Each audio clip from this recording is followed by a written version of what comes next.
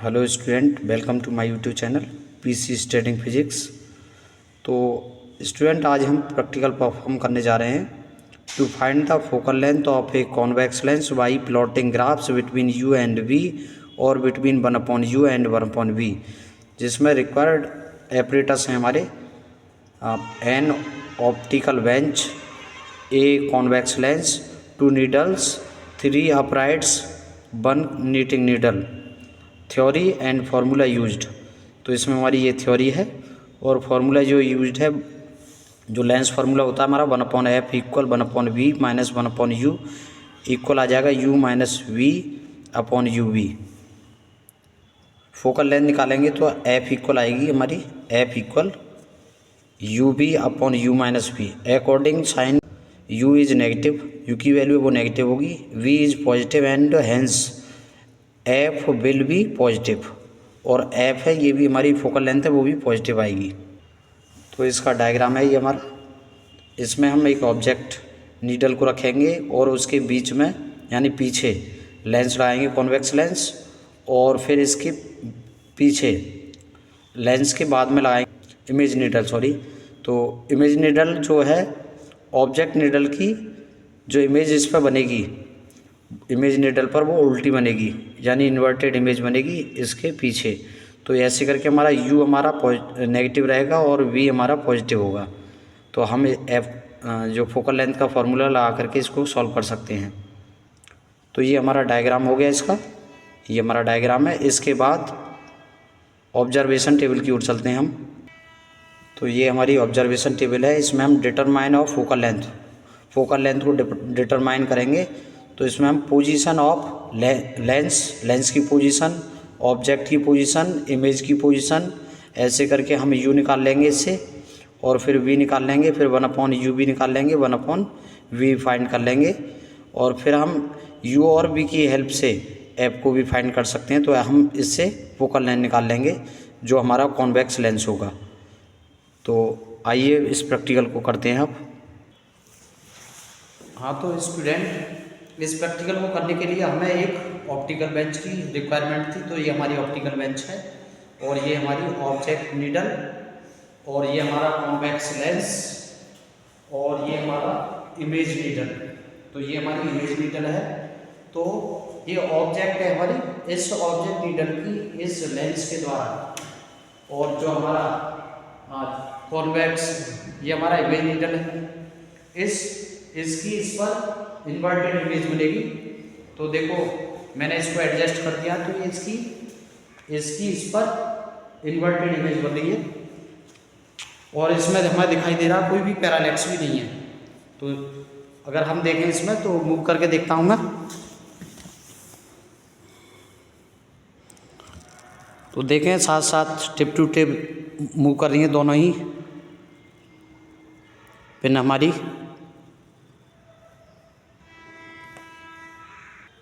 तो आप देख पा रहे हैं तो मैं इन्हीं रीडिंग को नोट कर ले रहा हूँ।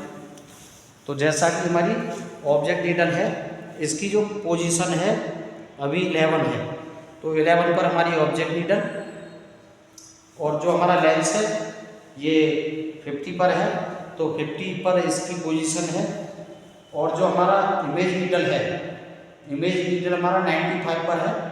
तो इसको हमने सभी को मैं नोट कर ले रहा हूँ। तो इन सभी रीडिंग को मैंने नोट कर लिया है। जैसा कि हमारी लेंस की पोजीशन है वो 50 है, तो पोजीशन ऑफ लेंस 50, ऑब्जेक्ट है वो हमारी 11 पर है, इमेज है वो 95 पर है हमारी। तो हमने ऐसे u निकाल लिया। तो u निकालने के लिए हम क्या करेंगे, जो हमारी L और O की जो पोजीशन है, यानी हम 11 में से, यानी ऑब्जेक्ट जो हमारी पोजीशन है ऑब्जेक्ट की 11 में से माइनस करेंगे 50 को, तो ये हमारा आ गया माइनस का 39। और ऐसे हमने v की पोजीशन को निकाल लिया है। 95 में से हमने माइनस किया है 50 को, तो हमारा आ गया 45। तो ये हमारी v की पोजीशन आ गई। 1/u निकालेंगे, ये आ जाएगा 1/v, ये आ गया हमारा। और f की पोजीशन जो हमें फोकल लेंथ फाइंड करनी थी, तो हमारी जो फोकल लेंथ है वो 20.89 आ गई। तो पहली रीडिंग हमारी ये आ गई। फिर हम फिर से इस प्रोसेस को रिपीट करते हैं और फिर मैं एडजस्ट करता हूँ इसकी पोजीशन को। तो मैं फिर से एडजस्ट करने जा रहा हूँ। तो जैसा कि पहले हमारी ऑब्जेक्ट नीडल की जो पोजीशन थी, ऑब्जेक्ट की हमारी 11 थी, तो इसको मैं थोड़ा सा क्लोज लेके आ रहा हूँ इसके। तो इस बार मैंने इसको 12 सेंटीमीटर पर कर दिया। इस बार ये पोजीशन ऑफ ऑब्जेक्ट हमारी 12 सेंटीमीटर पर कर दिया। लेंस को मैं यहीं फिक्स रख रहा हूँ और इमेज नीडल जो थी उसको भी मैं थोड़ा सा एडजस्ट कर रहा हूँ। तो इस बार मैंने 96 पर कर रखा है इसको। तो देखता हूँ कि क्या इमेज मेरी ठीक ठाक बन रही है या नहीं। तो मैं देख रहा हूँ, तो हाँ हमारी जो इमेज है वो सही बन रही है। इस पर ऑब्जेक्ट नीडल पर जो इमेज पिन है वो इन्वर्टेड इमेज दिखा रही है। तो मैं एडजस्ट करके देख रहा हूँ क्या कोई इसमें पैरालैक्स है या नहीं। तो आप देख पा रहे होंगे बिल्कुल साथ साथ मूव कर रही हैं। इसका मतलब इसमें कोई पैरालैक्स भी नहीं है। दोनों ही ऑब्जेक्ट नीडल और इमेज नीडल दोनों ही हमारी साथ साथ मूव कर रही हैं। इसका मतलब इसमें कोई पैरालैक्स नहीं है।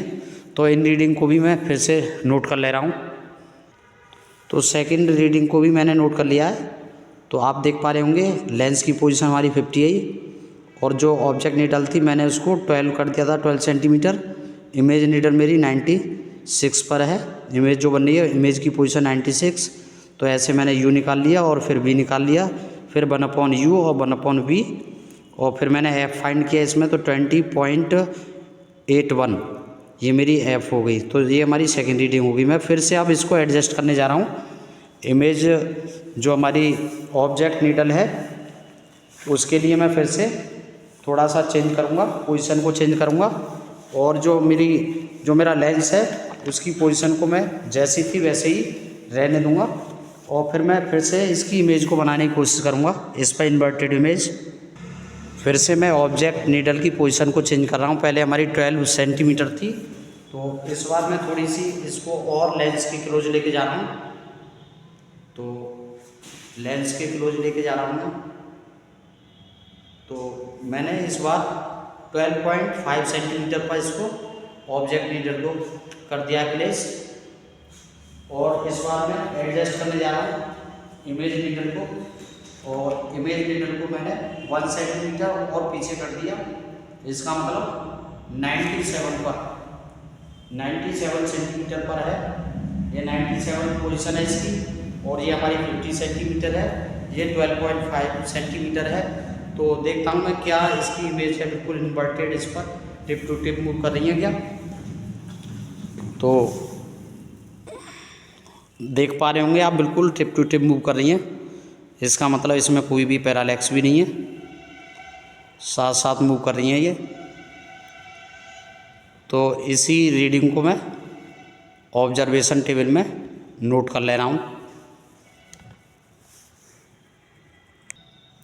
तो ये मैंने इन रीडिंग को ऑब्जर्वेशन टेबल में नोट कर लिया है।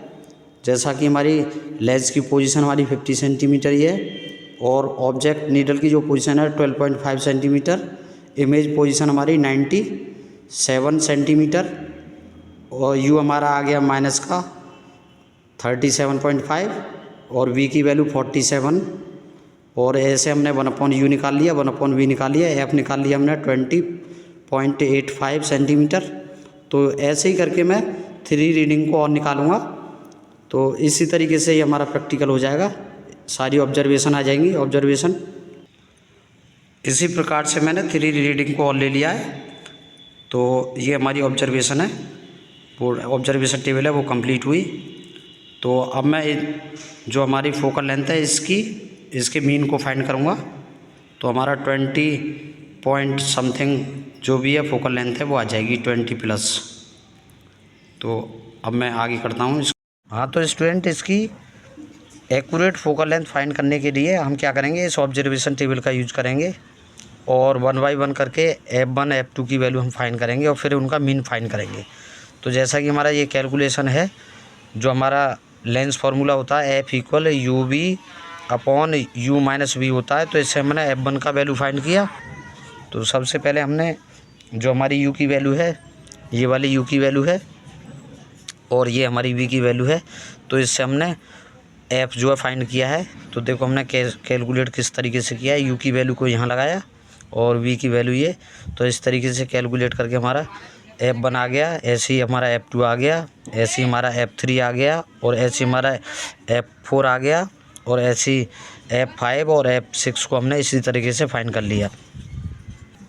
तो ये हमने यहाँ पर मीन निकाला है और मीन निकालने के लिए इन 6 वैल्यू का हमने प्लस किया और 6 से डिवाइड कर दिया। तो इस तरीके से हमारी जो फोकल लेंथ है 20.88 सेंटीमीटर अप्रोक्सीमेट आ गई हमारी। ये हमारी फोकल लेंथ है जो कॉन्वेक्स लेंस है हमारा उसकी। तो अब हम ग्राफिकल मेथड से भी करते हैं इसको। तो ये ग्राफ हमने बनाया है जो हमारा u और v के बीच है, जिसमें हमने u की वैल्यू को पुट किया। ये हमारी u की वैल्यू है सभी, इधर हमने v की वैल्यू को पुट किया है। तो इस तरीके से हमारा जो फोकल लेंथ है इससे भी हमारी आ जाती है। तो हमने ग्राफ के लिए जो इसके लिया है वो x एक्सिस के लिए 1 सेंटीमीटर इक्वल लिया है 2 सेंटीमीटर ऑफ u, और y एक्सिस पर y एक्सिस के लिए 1 centimetre equal 2 centimetre of v। तो ये हमने v की वैल्यू और ये हमने u की वैल्यू को यहाँ पर दिखा दिया। तो इस तरीके से मेरी OQ की जो वैल्यू है वो मेरी 37 है और OR की जो वैल्यू है वो मेरी 47 है। तो मैंने इन्हीं वैल्यू को ग्राफ की हेल्प से सभी को यहाँ पर नोट कर लिया है और f इस तरीके से फाइंड किया। तो f इक्वल मेरा आ गया 21 centimetre with the help of UV graph. तो u और v की ग्राफ की हेल्प से हमारा जो फोकल लेंथ है वो 21 सेंटीमीटर आ रहा है।